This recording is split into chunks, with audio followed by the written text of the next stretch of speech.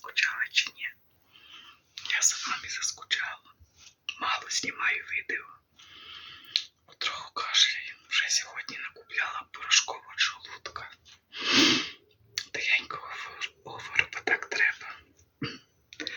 Накупляла желудка і зараз хочу поправити ще трошки полічити желудка. Тому що ради нема надати. Задихаюся. Мене повішена кислотність. Я ходила до лікарів, сказали, що треба робити зонда ковтати, а я вже його 8 разів ковтала одного разу. У Житомирі, коли ковтала зонда, то оцю тут глотку повредили. І кров була. Потім дуже довго мучилася, я дуже боюся зараз його ковтати. Я під наглядом. Мені треба час від часу робити. Але думаю, все ж може щось поможе. Бо я вже перепила все. І сірату, і пульміприз, і антибіотики, і декателен, і едем перепила, і панкреатин, і біонорм, і от кашля, і корінь солодкий, і пертусин, і вже що таку не пила, і позабувала вже все перепила. Всякі людянці ісландський мох людянці, і не можу, вночі задихаюся, кашляю, особливо як ляжу.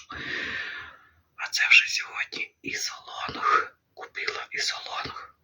Це зараз яка краще за омез. Хочу попробувати, і ще поп'ю трохи соду. Раніше трохи пила соду, потім щось замітила по почку. Але хочу пити, думаю, може кислотність понизить. Шукаємо раду, як можемо.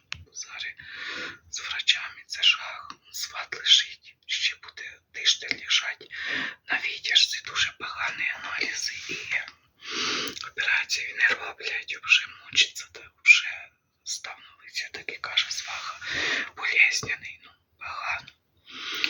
Такі справи. Сьогодні десь 10 градусів тепла. Я зараз пойду, там мусор не складала, треба вивезти. Хочу цибульку з чесничком загребти, щоб краще сходив, повішаю стірку, трохи роблю роботу, шалюсь і в веранді помила. Помила окна з надвору і всередині веранді, бо в хатах то давно вже зробила. Вже в мене чисто. Та й таке потроху роблю. Що роботи хватає.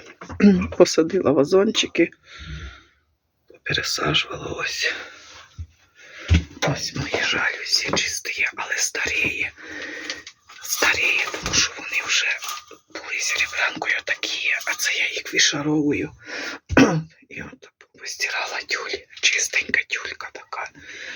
Помила окна, вазони мої, мандарин. І красота, просто чистенько.